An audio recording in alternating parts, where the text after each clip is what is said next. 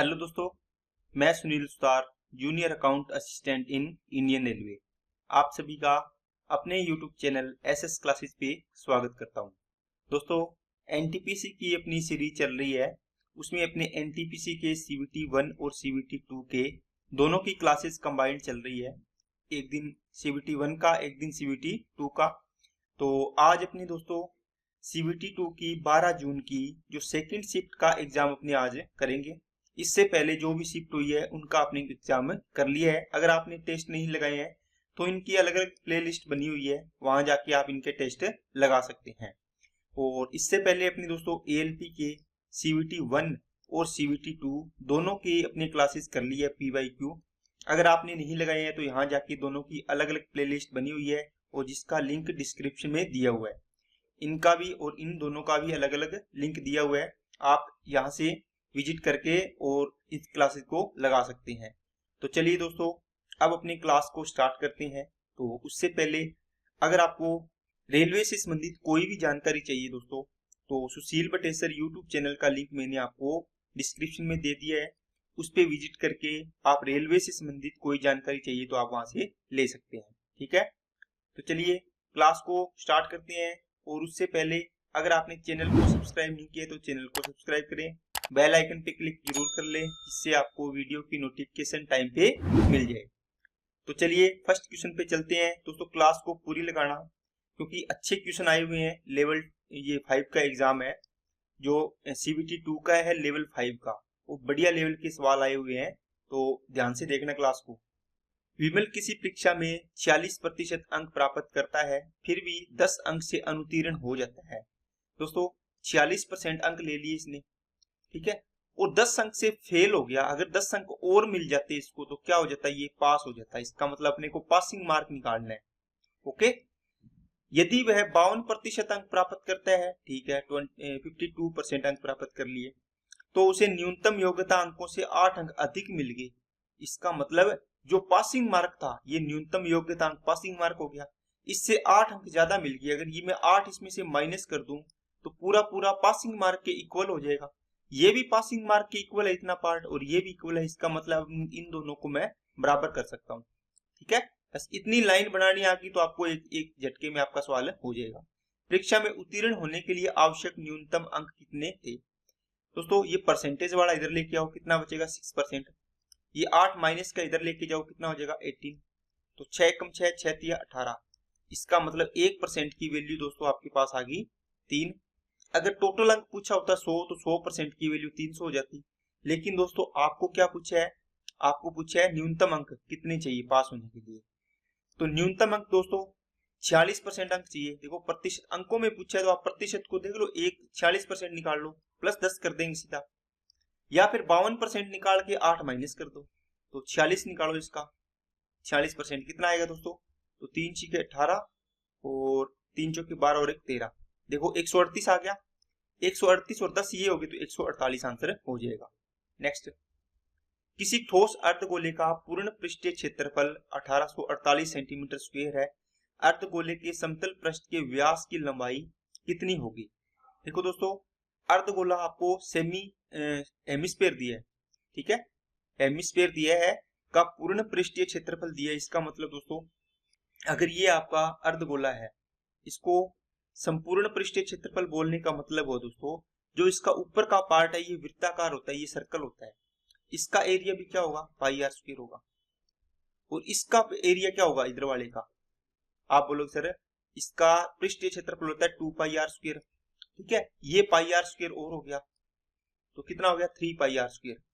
देखो गोले का संपूर्ण पृष्ठीय क्षेत्रफल होता है दोस्तों 4 पाई आर स्क्वायर। अर्धगोले का निकालोगे तो ये पार्ट यहां से लेके यहां तक पार्ट आ जाएगा इधर वाला, ये कितना आएगा 2 पाई आर स्क्वायर, क्योंकि ऊपर वाला 2 पाई आर स्क्वायर तो आपने आधे का निकाला है तो आधे का ये आ गया। अब ये पार्ट भी तो ऊपर दिखेगा ना, इसका एरिया कितना है पाई आर स्क्वायर, तो ये 3 पाई आर स्क्वायर हो जाता है। तो आज से याद रखोगे अर्धगोले का अगर पृष्ठीय क्षेत्रफल पूछा है तो 2 पाई आर स्क्वायर होगा, अर्धगोले का संपूर्ण पृष्ठीय क्षेत्रफल पूछे तो 3 पाई आर स्क्वायर होगा, और गोले का संपूर्ण पृष्ठीय क्षेत्रफल पूछे या सीधा पूछे पृष्ठीय क्षेत्रफल तो 4 पाई आर स्क्वायर होता है। ठीक है, तो इसमें कितना दिया हुआ है 3 पाई आर स्क्वायर की वैल्यू दी है दोस्तों 1848।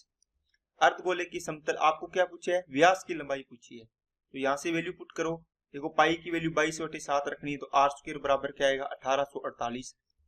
ठीक है, ये 3 आ गया, 22 7 ऊपर चला जाएगा, 22 8 176 होते हैं और 22 चौके 88, 3 से काटा 28, 28 7 196 हो गया। आर स्क्वायर बराबर 196, तो आर की वैल्यू कितनी आ जाएगी दोस्तों, कितनी आ जाएगी 14, और 2r की वैल्यू कितनी आ जाएगी 28 आ जाएगी। ठीक है, तो ये हो जाएगा आपका 28 इसका आंसर, क्योंकि आपको व्यास पूछा था दोस्तों, डायमीटर। नेक्स्ट, किसी आयताकार भूखंड की लंबाई और चौड़ाई क्रमशः 10.5 और 8 मीटर है। 15.25 प्रति वर्ग मीटर की दर से पूरे भूखंड में घास लगाने की लागत है। दोस्तों देखो कोई भी आयताकार है, इसमें अगर आपको तार की लंबाई पूछी होती तो आप इसका परिमाप निकालते, 2 इंटू लंबाई प्लस चौड़ाई, फिर आपको यहाँ पे परिमाप आता आपका पेरीमीटर। तो आपको एक वर्ग मीटर नहीं दिया होता, 1 मीटर का खर्चा दिया होता कि 1 मीटर का इतने रुपए का खर्चा है, तो आप उतने से गुणा कर देते। लेकिन अब आपको एरिया घास लगाने का पूछा है। देखो प्रति वर्ग मीटर है, इसका मतलब एरिया निकालना है इसका, यहीं से पता चल जाएगा। एरिया कितना होता है, लंबाई इंटू चौड़ाई। तो इनका लंबाई और चौड़ाई करो, 10 8 80 और 4 कितना हो गया 84 हो गया, क्या 84 हो जाएगा। ठीक है, 80 हो गया, 8 5 40 हो गया। ठीक है, इसको गुणा करना है 15.25, इससे गुणा करना है, क्योंकि दोस्तों एक वर्ग मीटर का खर्चा इतना है, तो 84 वर्ग मीटर है आपके पास, तो इतना खर्चा आ जाएगा इसका। इसको गुणा करो तो पॉइंट हटा दो, नीचे आ जाएगा 00, 25 चौके 100, ये 25 से कट जाएगा, 25 से 150, 25 से कम 25, 4 से इसको काट दिया 21। अब देखो एक को एक से गुणा करोगे इकाइयां एक आएगा, तो एक में ही इकाइयां किसमें, ये आंसर हो जाएगा। नेक्स्ट, जब किसी संख्या के 3/4 भाग को 126 के 6/7 भाग से घटाया जाता है तो उत्तर 33 प्राप्त होता है, संख्या ज्ञात कीजिए। दोस्तों अब कहता है जब किसी संख्या के 3/4 भाग को 126 के 6/7 भाग, देखो 126 का 6/7 कर दो, इसमें से आपको किसी संख्या, कोई संख्या मान लो x थी, x का 3/4 आपने घटा दिया इसमें से, तो आपको कितना प्राप्त हो रहा है 33 प्राप्त हो रहा है। इसको सोल्व करना है, कितना आएगा 21, 21 छिके सॉरी 18 आएगा, 18 7 126 होता है ना, और 18 छिके 108 माइनस का 3x/4 आ गया, इक्वल टू में कितना आ गया 33 आ गया। ये इधर ले जाओ 3x/4 और ये इधर आके माइनस हो जाएगा, तो इसमें से 33 माइनस कर दो, 5 आ गया और ये आ गया 7, तो 3 से इसको काटा 25, क्रॉस मल्टीप्लाई किया 25 चौके, इसका आंसर आ जाएगा दोस्तों 100 आ जाएगा।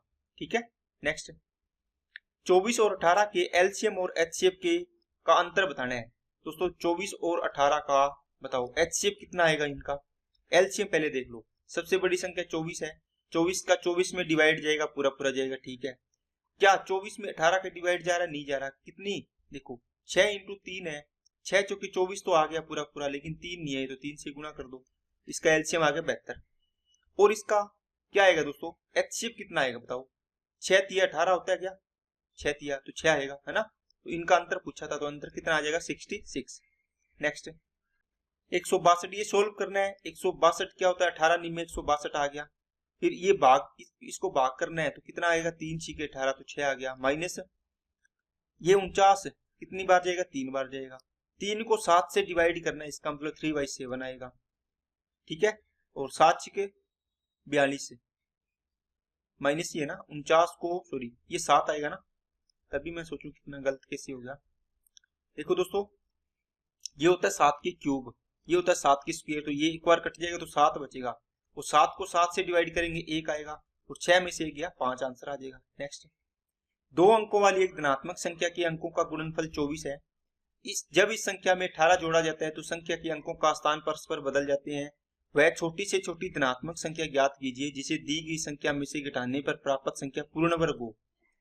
अब देखो दोस्तों दो एक संख्या मान लो, संख्या का बोलता है कि ये संख्या के अंकों का गुणनफल, संख्या एक्स वाई मान लिया आपने, इसके अंकों का गुणा कितना एक्स इंटू वाई बराबर आएगा दोस्तों 24 आएगा। ओके, इसने बोला है जब इस संख्या में 18 जोड़ा जाता है, इसका मतलब इस संख्या को आप क्या लिख सकते हो 10x प्लस वाई लिख सकते हो। इस संख्या में आपने 18 जोड़ दिया, इसको विस्तार से लिख लिया, या आप इसको एक बार सीधा लिख के वैसे भी कर सकते हो, सीधा बताता हूँ। जैसे एक्स वाई प्लस इस संख्या में 18 जोड़ दिया, इस संख्या के अंकों का क्रम पलट जाता है, इसका मतलब वाई एक्स हो जाता है। अब एक्स वाई को तोड़ोगे तो क्या बनेगा 10x प्लस वाई प्लस का 18 तो वाई इक्वल टू में क्या बनेगा 10y प्लस का x।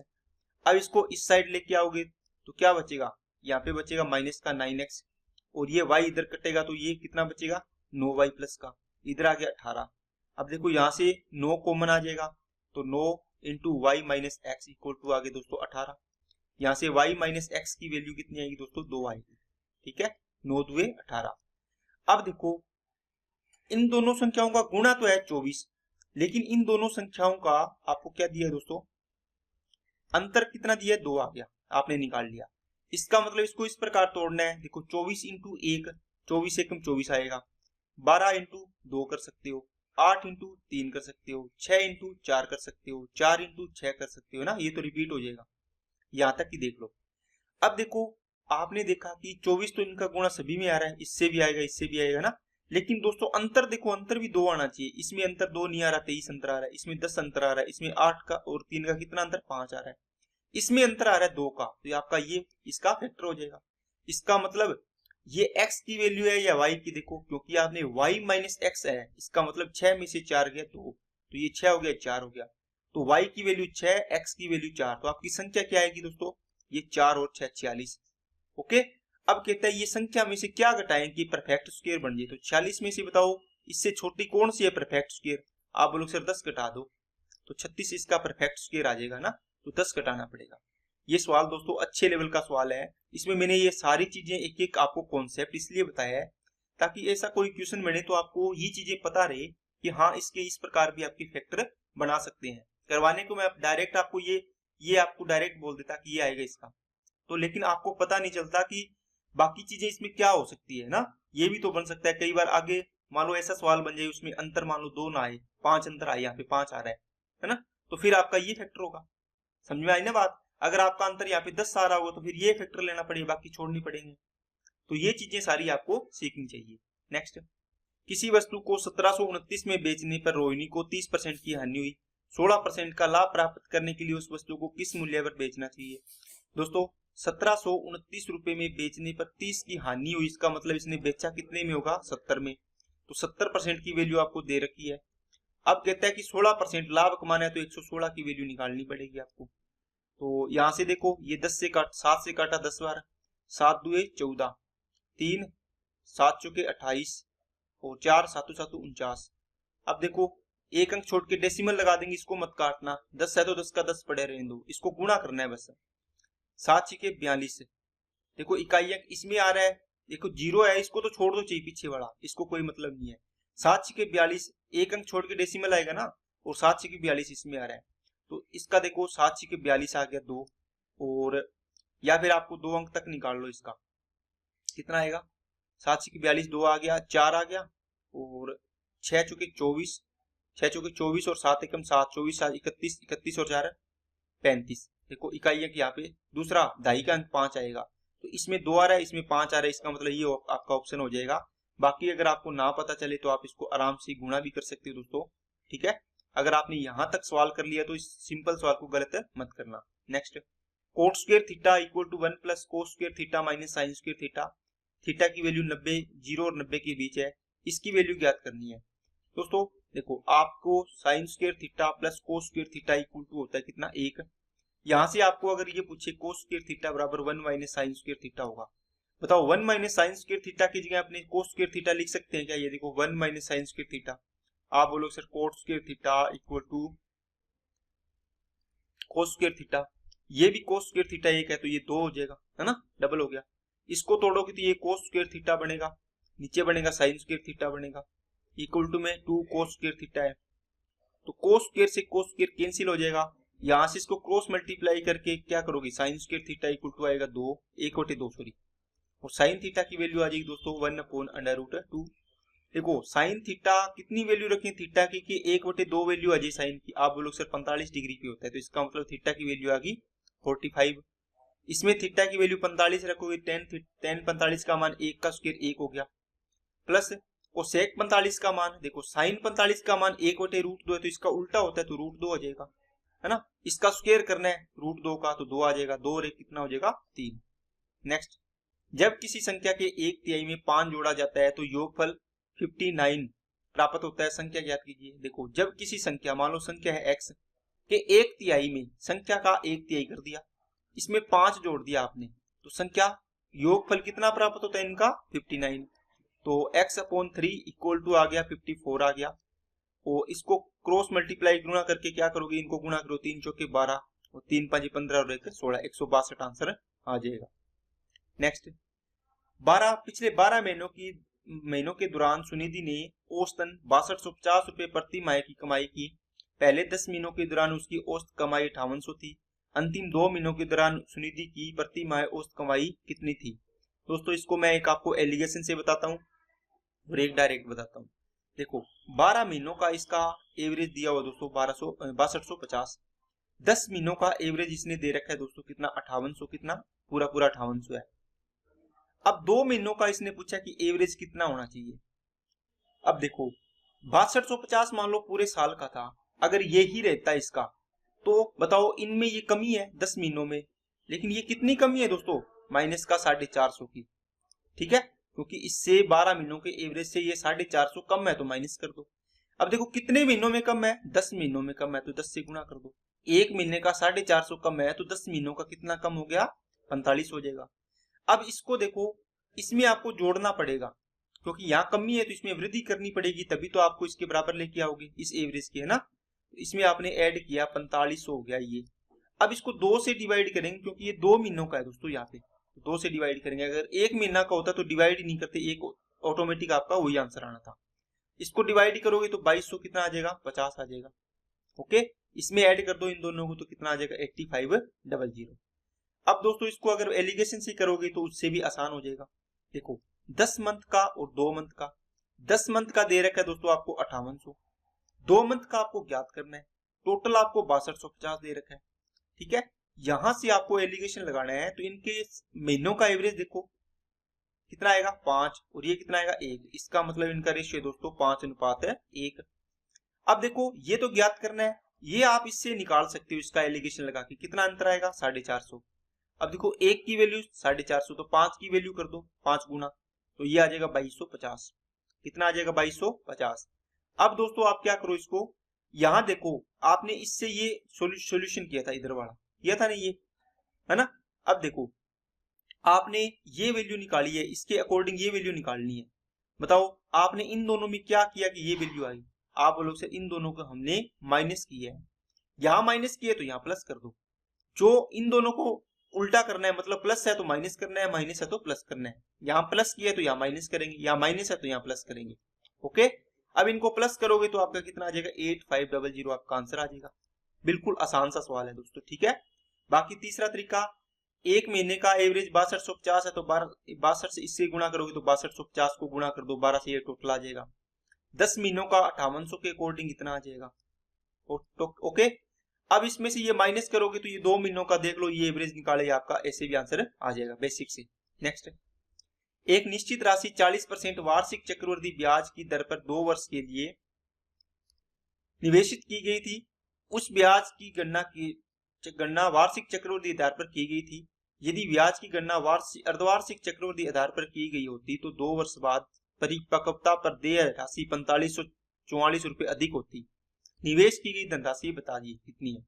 दोस्तों ये सवाल मतलब अच्छे लेवल का सवाल है, तो इसको थोड़ा सा ध्यान से देखना। मैं आपको ना एक पहले इसको तरीका बताता हूँ शॉर्ट वाला, फिर आपको एक इसका बताता हूँ पहले जो भी है इसका रेशियो मेथड वो, फिर बताता हूँ ट्री मेथड, फिर उसके बाद दूसरा बताता हूँ। देखो कैसे, इसने बोला कि 40% की दर से 2 साल का CI ठीक है निकालना है।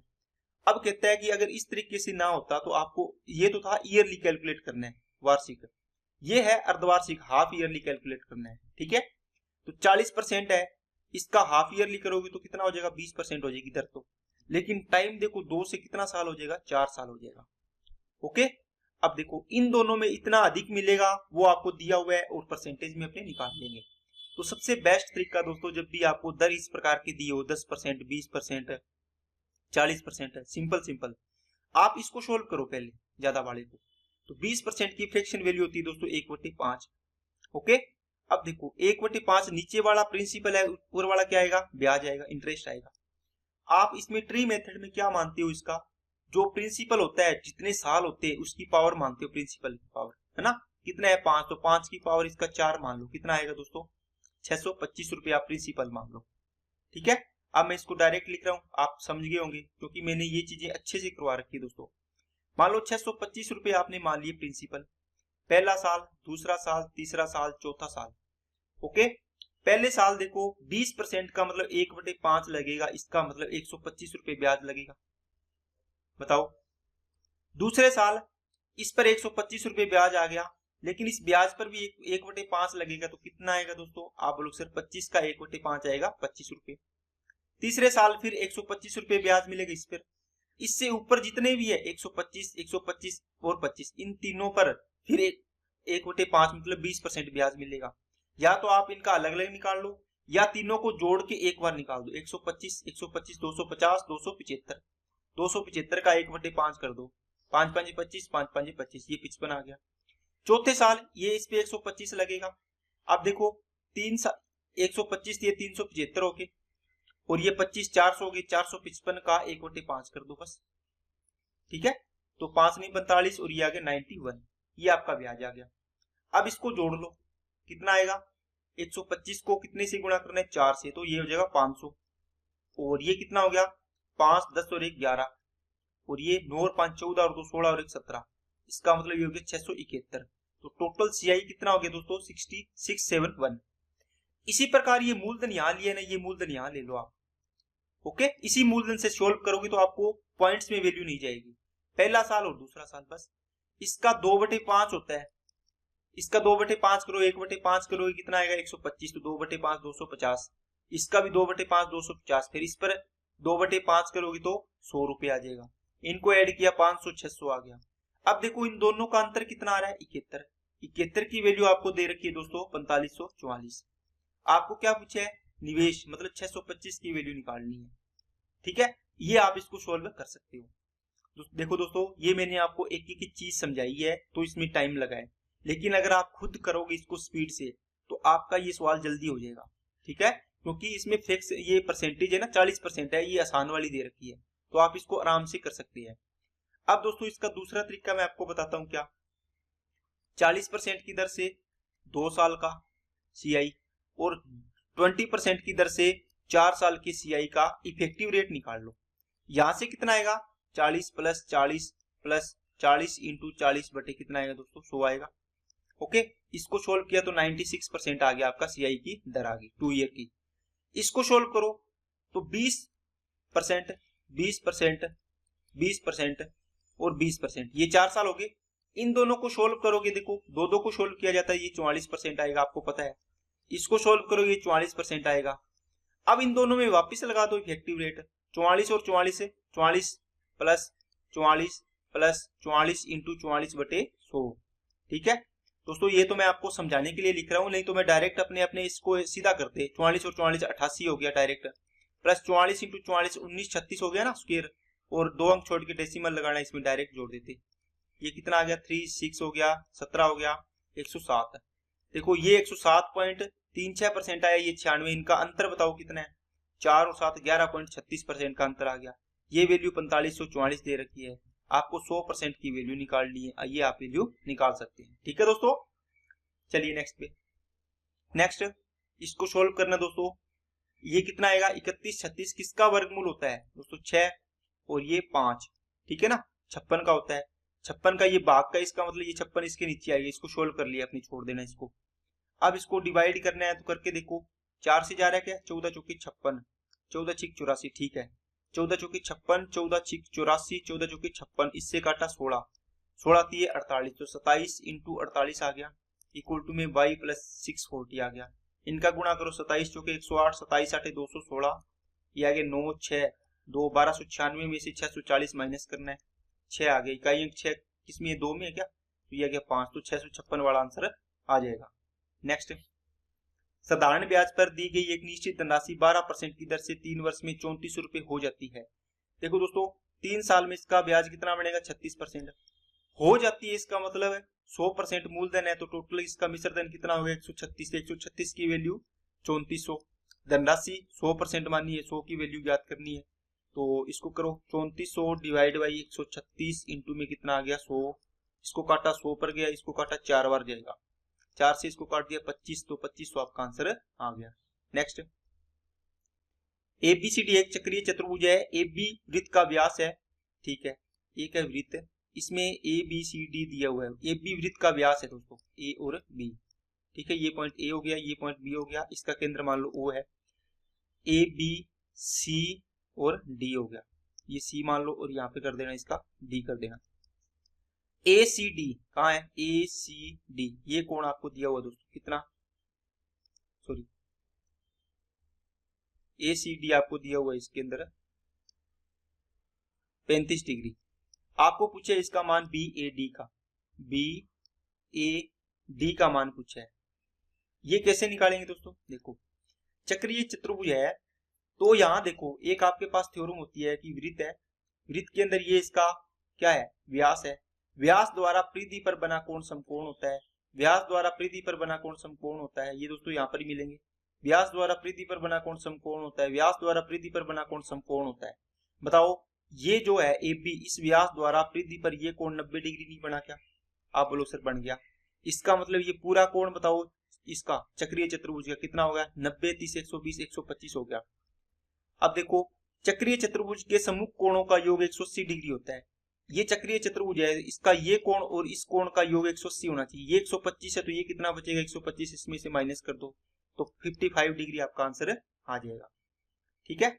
नेक्स्ट, दो संख्याओं का एलसीएम उनके HCF का 35 गुना है, उन संख्याओं के एलसीएम और HCF का अंतर 238 है, संख्याओं का अंतर 14 है, तो संख्याओं का योगफल। दोस्तों पीछे वाली सवाल क्लास में भी ये सवाल आया था, इसको कैसे करेंगे। देखो आपने देखो दो संख्याएं हैं तो आप इस प्रकार माना करो, इसको AB या XY ऐसे डायरेक्ट नहीं माना करो XY, आप इसमें देखो HCF है तो HCF H मान लिया है ना, तो संख्या क्या होगी, X मान लो और HY मान लो, दो संख्या होगी। यहां से आपका HCF तो आएगा H, ठीक है, आपने देख लिया मान ही लिया। इसका LCM कितना आएगा, HXY आएगा LCM, और HCF कितना माना है आपने, H मान लिया। अब देखो यहां से क्या बोला इसने, HCF का 35 गुना है, क्या देखो HXY LCM HCF का 35 गुना है, तो 35 गुना कर दिया आपने। अब यहाँ से H से H कैंसिल हो गया तो X इंटू वाई बराबर कितना आ गया दोस्तों, 35 आ गया। एक इक्वेशन ये बन गई। उन संख्याओं के LCM और HCF का अंतर 238 है। अब देखो LCM और HCF का अंतर कर दो तो HXY माइनस का H, अंतर कर दिया ना दोनों का, LCM माइनस HCF 200 कितना है दोस्तों, 38 है। H की वैल्यू आपको पता है क्या, नहीं पता, तो H की वैल्यू H कॉमन ले लिया, XY माइनस 1 आ गया, बराबर में 238 आ गया। XY की वैल्यू 35 है तो 35 में से 1 गया 34 है ना, तो H बराबर 34 का डिवाइड किया तो ये आ गया 7 है। इसका मतलब है H की वैल्यू आ गई दोस्तों 7 है। अब इसने एक बात और बोली है, क्या, दोनों संख्याओं का अंतर कितना है, 14, इसका मतलब एक संख्या ये एक संख्या ये थी। H X और HY का अंतर कितना है, H कॉमन ले लिया, X माइनस वाई बराबर आ गया दोस्तों 14। H की वैल्यू 7 है तो X माइनस वाई की वैल्यू कितनी आ गई, 2 आ गई। क्या बात समझ में आई क्या। अब देखो दोस्तों पॉइंट यहाँ पे आई आता है, अब इसको तोड़ना है दो संख्याओं में X और Y में, दोनों संख्याओं का गुणा 35 होना चाहिए, दोनों संख्याओं का अंतर कितना होना चाहिए, 2 होना चाहिए। यहां से देखो 35 इंटू 1 35 बनेगा, लेकिन अंतर बन रहा है क्या, 2, 35 और 1 का अंतर 34 आ रहा है, ये नहीं आएगा। फिर 7 इंटू 5 आएगा क्या, देखो 7 5 35 बन रहा है और अंतर भी 7 और 5 का अंतर 2 आ रहा है, इसका मतलब है X की वैल्यू 7 और Y की वैल्यू कितनी होगी, 5। आपको पूछे संख्याओं का योग, देखो संख्याओं का योग क्या आएगा, H X plus Y, X और Y 7 और 5 12, 12 इंटू कितना हो गया 7, तो 12 7 कितना आ जाएगा दोस्तों 84। नेक्स्ट, ब्याज की गणना वार्षिक चक्रवृद्धि आधार पर करते हुए राहुल किसी निश्चित धनराशि को 60% वार्षिक चक्रवृद्धि ब्याज की दर पर 2 वर्ष के लिए निवेशित करता है। दोस्तों 60% की दर है, ठीक है, 2 साल के लिए चक्रवृद्धि ब्याज पर निवेशित करता है। 2 वर्ष के अंत में 11,700 रुपए ब्याज प्राप्त होता है, तो वह शुरू में कितनी धनराशि निवेशित की थी। देखो वार्षिक चक्रवृद्धि आधार पर गणना कर रहे हैं, ठीक है, 2 वर्ष के लिए है। देखो दोस्तों इसका ब्याज है ये, इसका मतलब आप डायरेक्ट इसको कर सकते हो कैसे, कि इसका इफेक्टिव रेट निकालो, 60 प्लस 60 प्लस 60 इंटू 60 बट्टे कितना आ गया दोस्तों 100 आ गया। 60 और 60 120 और 36 156 हो गया। 156% की वैल्यू दोस्तों ये CI% है, और CI% क्यों निकाला, क्योंकि यहाँ पर ब्याज दिया हुआ है, तो 117 और ये 00 आ गया। अब देखो 13 से जा रहा है क्या, 13 12 156 होता है, 13 में 117 और 3 चौके 12 और 3 से इसको काट दिया 300 आ गया, 4 से इसको काट दिया तो ये आ जाएगा दोस्तों 25 दिया 75 आ जाएगा। तो 1% की वैल्यू आ गई दोस्तों 75, तो 100% की वैल्यू कितनी आ जाएगी 7500। नेक्स्ट, उस वर्ग का परिमाप ज्ञात कीजिए जिसका क्षेत्रफल 8 सेंटीमीटर और 16 सेंटीमीटर विकर्णों वाले एक समचतुर्भुज के क्षेत्रफल के बराबर है। दोस्तों देखो इसका विकिरण है, कोई समचतुर्भुज है, इसके क्षेत्रफल के बराबर है किसका, उसका परिमाप ज्ञात की जिसका क्षेत्रफल मतलब एक वर्ग है, ये वर्ग बनाया मैंने, इसका क्षेत्रफल उसके बराबर है किसके, इसके क्षेत्रफल के, इसका क्षेत्रफल इसके विकिरण दिए है तो इसका क्षेत्रफल क्या होता है 1/2 इंटू विकिरणों का गुणा 8 इंटू 16 कर दो, ये 4 आ गया, 16 चौके 64 इसके बराबर है। इसका a स्क्वायर बराबर 64, तो a की वैल्यू कितनी आ गई 8, इसकी आ गई 8, तो इसका परिमाप कितना होता है 4a होता है, 8 चौके 32 इसका आंसर आ जाएगा। नेक्स्ट, किसी लंबवर्तीय शंकु की तिर्यक ऊंचाई 13 है, इसके आधार का क्षेत्रफल 144 सेंटीमीटर स्क्वायर है, शंकु का आयतन ज्ञात कीजिए। दोस्तों जो भी शंकु आपको बनाया है इसने, लंबवर्तीय शंकु बोला है ना, ये शंकु बनता है इसमें, इसकी ऊंचाई होगी ये, ठीक है, ये त्रिज्या होगी, ये इसकी तिर्यक ऊंचाई l होगी 13। इसके आधार का क्षेत्रफल देखो, आधार इसका क्या बनता है वृत्ताकार बनता है, तो वृत्त का क्षेत्रफल क्या होता है पाई आर स्क्वायर, कितना 144, यहां से पाई की वैल्यू रख दो 144 अपॉन पाई आ जाएगा। ओके यही है ना, या आप इसका क्षेत्रफल रख लो। आपको शंकु का आयतन पूछा है, शंकु का आयतन क्या होता है दोस्तों, वॉल्यूम होता है दोस्तों 1/3 पाई आर स्क्वायर एच।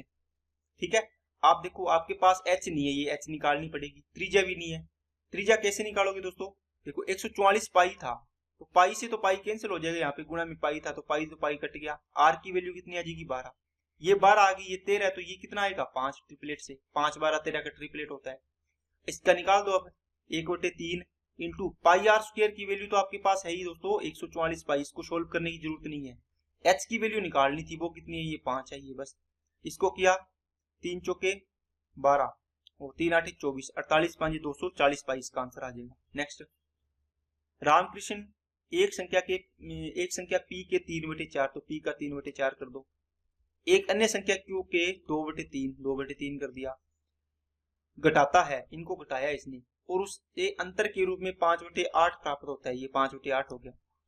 तो यदि वह संख्या के 9 गुणे से q का 8 गुना घटाता है तो रामकृष्ण को कितना अंतर उत्तर प्राप्त होगा, तो कहता है कि संख्या के 9 गुणे 9p, ठीक है, p के 9 गुणे और q के 8 गुणे, इनका अंतर करता है तो इसको कितना प्राप्त होगा ये बताना है आपको। दोस्तों इसको सोल्व करो, ये 3 तिया 9p हो गया, 4 दूनी 8q हो गया, नीचे 4 तिया 12 हो जाएगा, बराबर में 5/8 हो गया, देखो निकालना था वो अपने आप बन गया, तो 4 तिया 12, 4 दूनी 8, 5 दिए 15, 15/2 का मतलब हो गया दोस्तों 15/2 ही आंसर दे रखा है। नेक्स्ट, ए और बी एक साथ मिलकर किसी कार्य को 48 दिन में पूरा कर सकते हैं, ए प्लस बी किसी काम को 48 डेज में, बी अकेले उस काम को कितने दिन में 60 दिन में कर सकता है, दोनों एक साथ कार्य करना शुरू करते हैं, इसका मतलब इसका एफिशिएंसी टोटल वर्क निकाल लो, कितना आएगा 240, 48 5 240, 6 चौके 240 हो गया, 60 चौके 240, ए की वैल्यू कितनी आ जाएगी, 5 में से 4 गया 1 आ जाएगी, एफिशिएंसी आ गई। लेकिन बी कार्य पूर्ण होने से 15 दिन पहले कार्य छोड़ देता है, तो ए और बी ने कितने दिन एक साथ काम किया। दोस्तों नंबर लाइन बना लिया करो, बहुत ही आसान हो जाएगा। देखो कहता है कि ए और बी ने साथ में काम स्टार्ट किया था, ठीक है, पता नहीं कितने दिन किया, मान लो यहां तक किया। ये कहता है कि बी ने काम 15 दिन पहले खत्म कर दिया, छोड़ दिया। अब देखो यहाँ पर 15 दिन पहले, ये 15 दिन का टाइम दे रखा है इसने, इसका मतलब लास्ट के 15 दिन में ए ने काम किया होगा, बात समझ आई ना, इस 15 दिन में ओनली ए ने किया होगा। तो ए बताओ कितना काम कर देगा 15 दिन में, टोटल काम 240 में से लास्ट 15 दिन में, आप बोलो सर डेली का एक काम करता है तो 15 दिन में कितना काम कर देगा 15, इसका मतलब रिमेनिंग काम तो यहाँ हुआ होगा इतनी पार्ट में जहां पर ए और बी दोनों थे। तो 240 में से ये 15 माइनस करो, कितना आएगा 225 आएगा, 225 काम इन दोनों ने मिलकर किया है। तो दोनों मिलकर एक दिन में कितना करते हैं 5, 5 से डिवाइड करो, कितना आ जाएगा 45 5 225 होते हैं, तो 45 दिन तक उन्होंने एक साथ काम किया था। ठीक है, बाकी इसको आप ऐसे भी कर सकते हो दोस्तों, बी को 15 दिन का काम है ये तो हो गया नंबर लाइन, ये सबसे बेस्ट तरीका है, इसमें कंफ्यूजन नहीं होती। अगर आप इसका बी है, पहले जा रहा है, इसको जाने मत दो लास्ट से, 15 दिन और काम करवा लो। ये एक दिन में 4 काम करता है तो 15 दिन में कितना काम कर देगा, 240 काम तो था ही, 15 चौकी 60 काम और कर देगा। अब देखो शुरू से अंत तक हो गए ए और बी दोनों, ए और बी दोनों की एफिशिएंसी 5 है, तो कितने दिन लगेंगे 300, तो 300 बटे कितना हो गया दोस्तों 5, कितना आएगा 60। अब देखो 60 दिन लगे, इसका टोटल है ए और बी दोनों एक साथ काम करें, लेकिन ये तो 15 दिन पहले चला गया था, तो 45 दिन इसका आंसर आ जाएगा। नेक्स्ट, 10 मीटर आधार व्यास और 12 मीटर ऊंचाई वाले एक शंकुआकार तंबू बनाया गया। तंबू की सिलाई में अपव्यय के रूप में 10% अतिरिक्त कपड़े की आवश्यकता होती है। आवश्यक कपड़े का क्षेत्रफल ज्ञात कीजिए। दोस्तों देखो, अगर आपको शंकु दिया क्या, शंकुआकार इस प्रकार ये बनाया हुआ है, तंबू है, इस पर कपड़ा लगाना यहाँ पर लगेगा, है ना। पृष्ठीय क्षेत्रफल पाई आर एल होता है इसका, ये निकालना है आपको। तो पाई आर एल, इसकी वैल्यू कितनी है, पाई की वैल्यू, तो देखो पाई में ऑप्शन है तो आप पाई की वैल्यू मत रखो।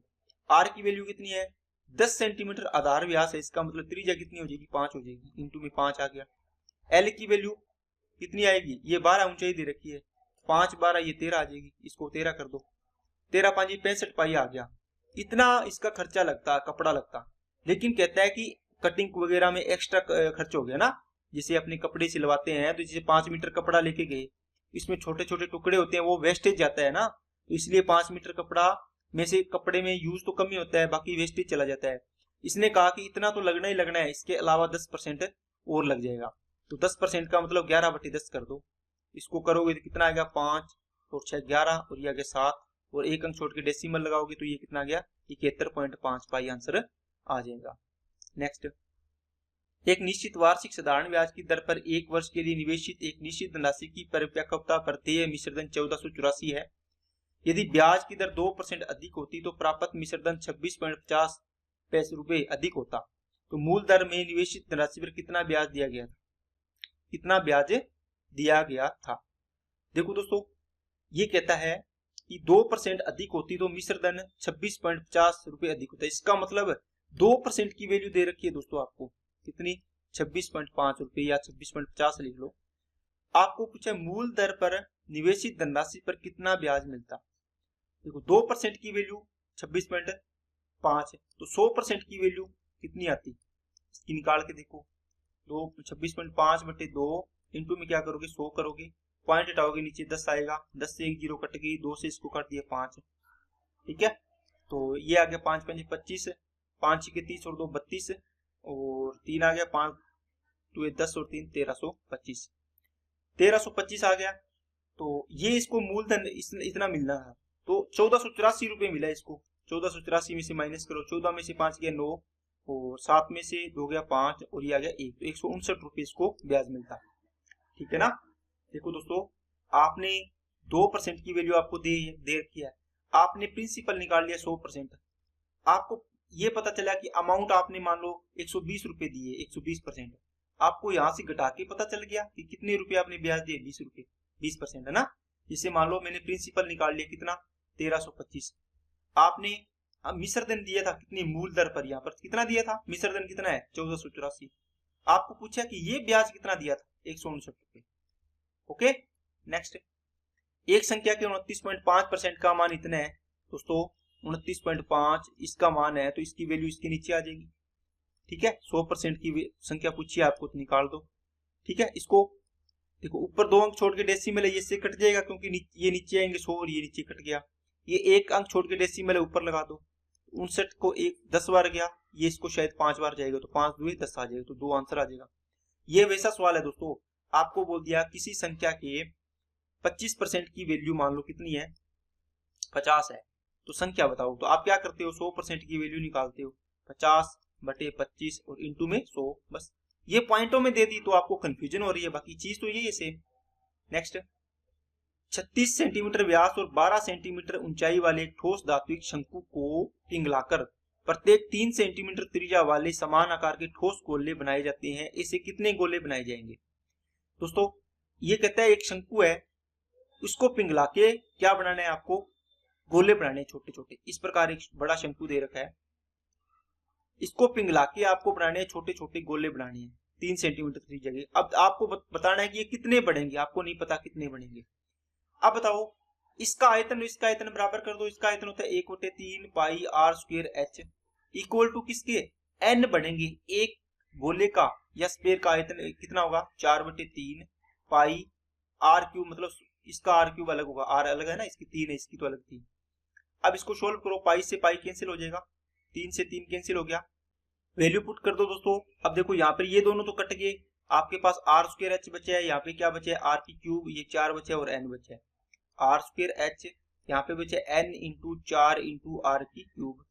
आर की वैल्यू बताओ इसमें, ये व्यास है 36 दोस्तों, इसका मतलब त्रिज्या हो जाएगी 18, तो 18 इंटू 18 कर दो, इंटू एच की वैल्यू 12 बराबर में एन इंटू 4 इंटू आर की वैल्यू 3, तो 3 की क्यूब कितनी होगी 27, 9 तिये 27, 9 दूनी 18, 3 एकम 3 और 3 चौके 12, ये भी 4 इससे कट जाएगा, तो 18 दूना 36। तो एन की वैल्यू कितनी आएगी दोस्तों, 36 छोटे छोटे गोले बना सकते हैं। नेक्स्ट, दो संख्याओं का औसत कितना है दोस्तों, 46 दे रखा है।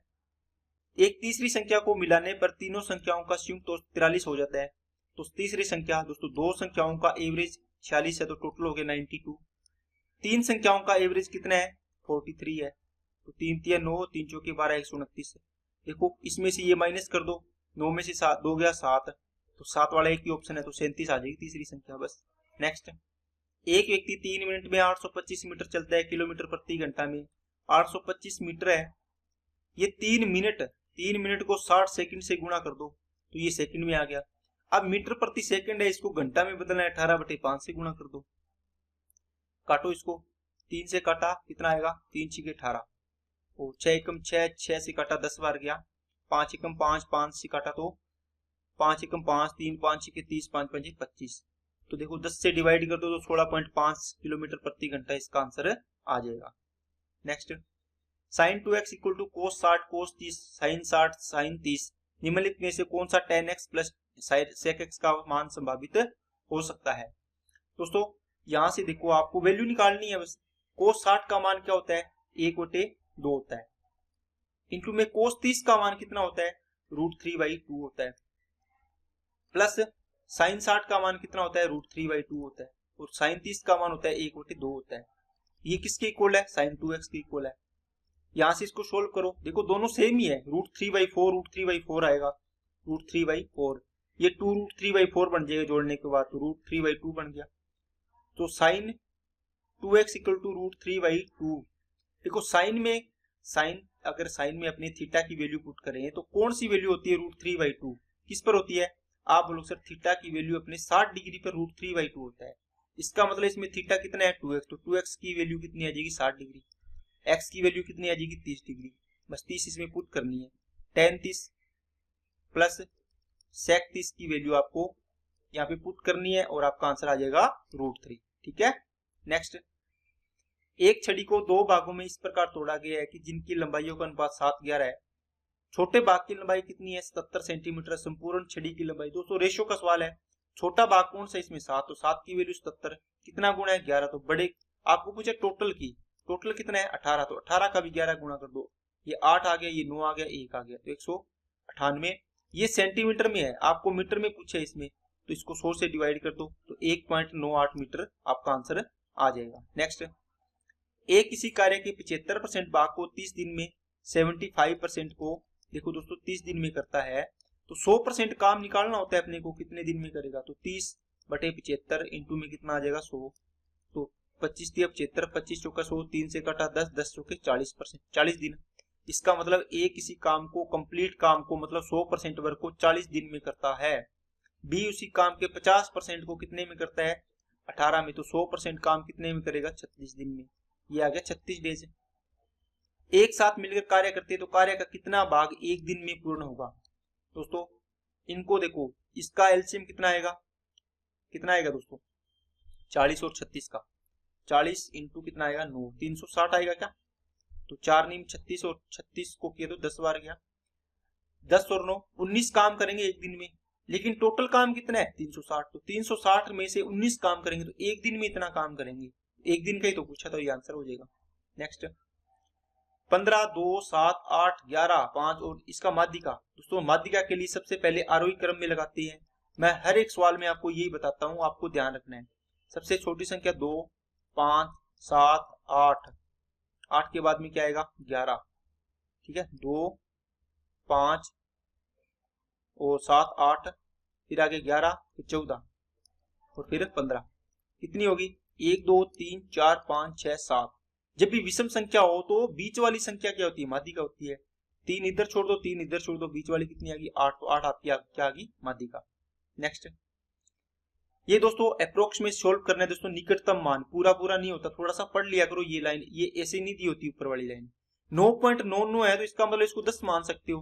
तो 10 की क्या करनी है, देखो 3.001 है, इसकी पावर कितनी मानोगे 10 की पावर 3 माइनस ये आ गया 5, तो ये ऊपर पावर 2.99 है, इसका मतलब 3 के करीब है तो 5 की क्यूब मान लो। प्लस ये 4.997 है, इसका मतलब इसको 5 मान लो। 10 की क्यूब हो गया 1000, माइनस का 125, प्लस का 5, 120 बचेगा। 120 इसमें से माइनस करना है, कितना आ जाएगा 880 आंसर आ गया। नेक्स्ट, निम्न में से कौन सी संख्या 9 से विभाज्य नहीं है। देखो दोस्तों 9 से विभाज्यता का नियम क्या होता है कि संख्या के अंकों का योग 9 से डिविजिबल है। 7 और 7 14, 14 और 8 22, 22 और 3 25, 25 और 2 27, ये तो डिविजिबल है, ये आंसर नहीं होगा। 4 और ये 9 आती छोड़ दिया करो, 4 और 1 5, 5 और 4 9, ये भी डिविजिबल है, ये आंसर नहीं होगा। आपको विभाज्य नहीं है वो पूछे है। 4 और 5 9, ये 9 कट गया, ये 3 आ गया इसका, इसका मतलब ये संख्या पूरी पूरी से डिविजिबल नहीं है, तो ये आंसर होगा अपना, ठीक है। नेक्स्ट, रमन प्रतिदिन। दोस्तों ये सवाल बहुत अच्छा सवाल है, आराम से अच्छे से सीखना इसको, क्योंकि ये सवाल इसमें प्लस पॉइंट वाला सवाल है। रमन प्रतिदिन 7:40 बजे घर से निकलता है, 9:46 बजे घर अपने कार्यालय पहुंचता है।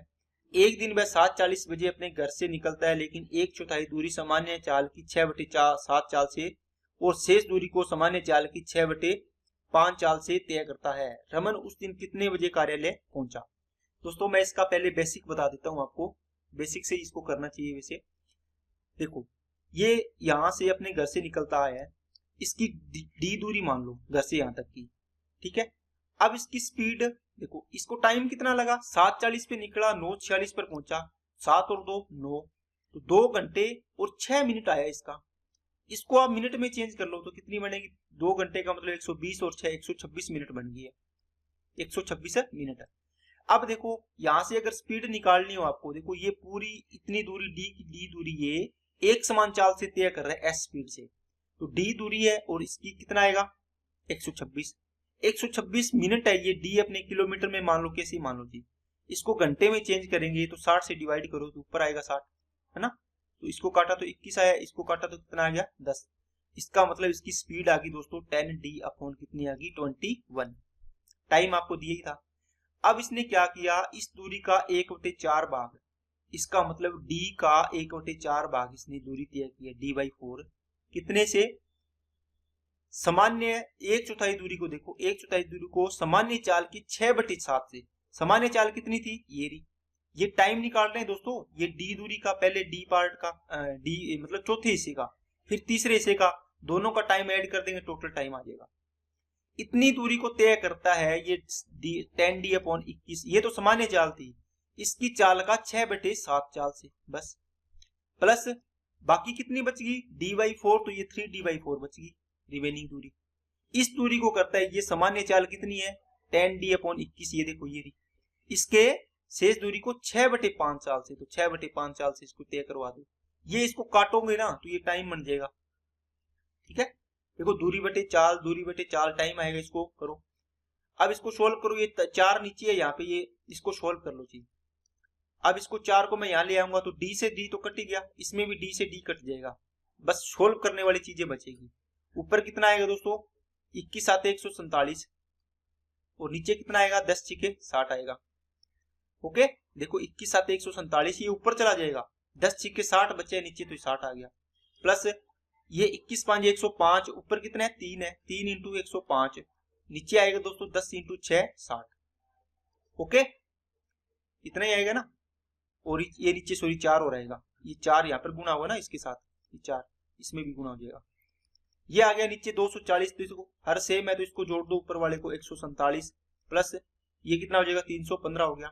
इनको ऐड किया तो 462 बनेगा और नीचे आएगा 240। अब देखो दोस्तों ये किस में है, ये घंटे में आया हुआ है, क्योंकि आपने देखो 10/21 यहाँ से बनाया था ना, ये इसको आपने घंटे में बनाया था, आपने घंटे में लिया ना, किलोमीटर प्रति घंटा में ये स्पीड 60 से डिवाइड करके। अब देखो इसको अगर मिनट में, ये घंटा में है, इसको मिनट में चेंज कर लो तो 60 से गुणा करो, 60 से गुणा करो तो ये मिनट में बन जाएगा। 60 एकम 60, 60 चौके 140। अब इसको काटो, 4 एकम 4 और कितना बनेगा 4 एकम 4, फिर 4 एकम 4, 4 पंजे 20, 2 4 पंजे 20, तो 115.5 मिनट बन गए। इसका मतलब इसको आप तोड़ लो, कितने घंटे बनेंगे, 60 मिनट का 1 घंटा बन गया। 60 मिनट के अलावा 55 मिनट बच गए, क्या 55 मिनट बच गए, और 0.5 बचे, इसका मतलब 30 सेकंड बच गए, तो 30 सेकंड आ गया। अब आपको ये टाइम जोड़ना है किसमें, 7:40 में। 7:40 में जोड़ोगे तो कितना हो गया, 8:40 हो गया, 1 घंटा जोड़ा तो ओके। या फिर 7:40 आप इस प्रकार लिख लो, उसमें 7:40 और 00 सेकंड में 1 घंटा जोड़ना है, 55 मिनट जोड़नी है और 30 सेकंड जोड़नी है। 30 सेकंड तो डायरेक्ट हो गया 5 और ये हो गया 95। अब देखो 60 से ऊपर हो गया तो ये 1 घंटा बन गया ना, 1 घंटा 7 8 और 1 9 इधर ले आओ 1 घंटा। इसमें जो रिमेनिंग बचेगा 95 में से 60 मिनट माइनस कर दो, कितना आएगा 35, तो ये 35 सेकंड 35 मिनट लिख दो यहाँ पे, तो 9 35 और 30 सेकंड पे ये पहुंचेगा। क्या बात समझ आएगी दोस्तों, थोड़ा लंबा है लेकिन दोस्तों ये सिलेक्शन सवाल था, बहुत अच्छे लेवल का सवाल था। अब इसको दोस्तों और भी देखो, पेपर में तो आपको जो तरीका आता है ना वही करना पड़ता है, बाहर आके तो आपको चाहिए कितने तरीके बता दो आपको वो भी आसान लगेंगे, बाहर करना और पेपर में करने में फर्क होता है दोस्तों, तो ये किसी के चक्कर में मत पड़ना। आप देखो डी दूरी थी, डी दूरी को तय करने में आपको लग रहे थे 126 मिनट कंप्लीट, ओके।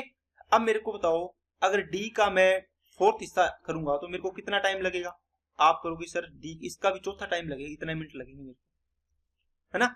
अगर मैं इसका 3d/4 बाकी हिस्सा बच गया ना, d/4 चौथा हिस्सा कर दिया तो 3d/4 बच गया, ये करूंगा तो ये कितना लगेगा, इसमें 3/4 टाइम लगेगा, क्योंकि इसमें दूरी का 1/4 किया आपने, देखो d इंटू 1/4 किया है, इसमें भी इसका 1/4 किया है, और ये दूरी का 3/4 किया तो इसमें भी टाइम भी 3/4 हो जाएगा। जिस रेशियो में दूरी होती है उसी रेशियो में आपका टाइम लगता है, d बराबर s इंटू टी। देखो जितना टाइम ज्यादा होगा उतनी दूरी ज्यादा होगी, या दूरी ज्यादा होगी उतना टाइम ज्यादा लगेगा, जितनी दूरी कम करते जाओगे उतनी दूरी कम होती जाएगी। बात समझ आई क्या, ये चीज है। अब देखो इसको आपको करना है तो इसमें टाइम कितना आएगा, 1/4 किया तो 126 बटे ये 4 आ गया। ये इसको इसने किया है किस चाल से, पीछे वाले सवाल में देखते हैं अपने, देखो 1/4 दूरी को सामान्य चाल के 6/7 चाल से किया है। देखो जब दूरी सेम होती है, d/4 लिया आपने, तो सामान्य चाल का 6/7 है, तो इसका टाइम का रेशियो क्या हो जाएगा दोस्तों, 7/6 हो जाएगा। उल्टा होता है ना टाइम का रेशियो, तो ये 7/6 हो गया। इसका मतलब इसको लगेगा दोस्तों 7/6 टाइम, प्लस दूसरे वाले में इसका 3/4 किया आपने, तो ये कितना आएगा 126 का 3/4, तो 378 हो जाएगा, क्या 378 अपॉन कितना 4। इसको इसकी क्या हो जाती है, ये कहते हैं सामान्य चाल के 6/5 से, तो इसका टाइम क्या हो जाएगा 5/6 हो जाएगा, इतना टाइम लगेगा इसको, तो 5/6 आ गया। अब इसको सोल्व करना है दोस्तों, सोल्व कर लो चीज, इससे कटा 21 आ गया और 6 36, 6 18 आ गया, ऊपर इसने कितना बचा 147/4 बचा है, यहाँ पे कितना आएगा 3 5 5 15 5 30 और 31/4, इन दोनों को जोड़ोगे 462/4 आ गया, इसको डिवाइड किया 115.5 आ गया, इसके आगे आपको मैंने बता ही रखा है, ठीक है। तो ये चीज थोड़ी सी आपको अगर पता होगी तो आप इसको आराम से कर लोगे दोस्तों, ठीक है। तो आज की क्लास के सारे क्वेश्चन कंप्लीट होते हैं, अगर आपको कोई भी डाउट रहता है तो मेरे को बता देना, मैं आपको स्पेशली वो क्वेश्चन और करवा दूंगा। बाकी मैंने मेरी तरफ से पूरा बेसिक से अच्छे से करवाने की कोशिश की है, मैं ये नहीं सोचता कि आपको करवा रहा हूँ बस आया क्वेश्चन करवा दिया, आया क्वेश्चन करवा दिया, ये नहीं कर रहा। मेरे को पता है कि आपको एग्जाम देना है दोस्तों, मेरे को करवाने का क्या है, मैं तो आराम से करवा रहा हूँ आपको, लेकिन एग्जाम में कैसे अप्रोच करना होता है ये चीजें आपको देखनी होती है। और सारे क्वेश्चन आपके ये नहीं होंगे कि आप 20 सेकंड में कर दोगे, कुछ क्वेश्चन ऐसे होंगे जो आप 5 सेकंड में करके निकल ही जाओगे, समझ गए ना, 5 सेकंड में आप आंसर करके आगे निकल जाओगे। लेकिन कुछ ऐसे भी सवाल होंगे जिसमें आपको टाइम लगेगा, 1 मिनट भी लग सकता है, आपको ये एक मेंटेन होता है कि किसमें कम किसी में ज्यादा, किसमें कम किसी में ज्यादा। तो पूरा क्वेश्चन पेपर होता है, पूरे को अपने मेंटेन करना होता है कि सारे को हल हो जाए, ठीक है ना। तो इस प्रकार अपने को तैयारी करते रहना है, और जो भी टफ सवाल है उनकी बेसिक को ध्यान से करना चाहिए ताकि एग्जाम में वो क्वेश्चन छूटे नहीं, ठीक है। तो आज के लिए इतना ही रखते हैं। अगर आपको वीडियो अच्छी लगे तो लाइक करना, चैनल को सब्सक्राइब नहीं किया तो चैनल को सब्सक्राइब जरूर करें, बेल आइकन पे क्लिक कर लें दोस्तों, जिससे आपको वीडियो की नोटिफिकेशन समय पर मिलती रहे। और अपने दोस्तों के पास इसको ज्यादा से ज्यादा शेयर किया करो ताकि आपको उनकी भी दुआ लगे। तो आज के लिए इतना ही। Okay, thank you.